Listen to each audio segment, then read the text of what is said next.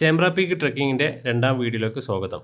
ഞാൻ ഇതിന് മുമ്പിട്ട വീഡിയോയിൽ ചേമ്പ്ര പീക്ക് എന്ന് പറഞ്ഞപ്പോൾ ഒരുപാട് പേര് അതിൻ്റെ അകത്ത് കമൻറ്റ് ഇട്ടുണ്ടായിരുന്നു, ചേമ്പ്ര അല്ലടോ ചെമ്പ്രയാന്ന് പറഞ്ഞിട്ട്. അപ്പം ചെമ്പ്ര ആണെങ്കിൽ ചെമ്പ്ര, ഇനിയിപ്പോൾ അങ്ങനെ പറയാം. ഇനി കഷ്ടിച്ചൊരു 1/2 കിലോമീറ്റർ കൂടെ നടന്നു കഴിഞ്ഞാൽ നമുക്ക് ഹൃദയ തടാകം എത്താൻ പറ്റും. ലാസ്റ്റ് പോയിന്റ് ഉള്ള ഒരു സ്ട്രെച്ച് ഉള്ള ഒരു കയറ്റാണ് ഇത്. നമ്മുടെ കൂടെയുള്ള ഗോവിന്ദ് നന്നായിട്ട് അടിച്ച് മുന്നോട്ട് കയറി പോകുന്നുണ്ട്. ഗോവിന്ദ് കൂടാണ്ട് എക്സൈസ് ടീമിൻ്റെ ഒരു ബാച്ച് മുന്നിൽ പോകുന്നുണ്ടായിരുന്നു. അപ്പം സത്യം പറഞ്ഞാൽ ഇത്ര പേര് മാത്രമേ തുടക്കത്തിൽ ഉണ്ടായിട്ടുള്ളൂ, മറ്റുപേരൊക്കെ കയറി വരുന്നുള്ളൂ. അപ്പോൾ ഞങ്ങൾക്ക് അതിൻ്റെ ഒരു അഡ്വാൻറ്റേജ് കിട്ടി, കാരണം ആ പോയ സമയത്ത് അങ്ങനെ ക്രൗഡഡ് ആയിട്ടില്ല. അതുകൊണ്ട് തന്നെ ഞങ്ങളുടേതായ ഒരു പേസിൽ നന്നായിട്ട് ആസ്വദിച്ച് പതുക്കെ വരാൻ പറ്റിയിട്ടോ. ചെമ്പ്ര പീക്കിന് മറ്റൊരു പ്രത്യേകത കൂടിയുണ്ട്. വയനാട്ടിലെ ഏറ്റവും ഉയരം കൂടിയ ഒരു മലനിരയും കൂടിയാണ് ചെമ്പ്ര പീക്ക്. ഇതിന്റെ ടോപ്പിലെ ആ ഹൃദയ തടാകത്തിൽ എത്തും കൂടി നമ്മുടെ ട്രക്ക് പൂർണ്ണമാവും.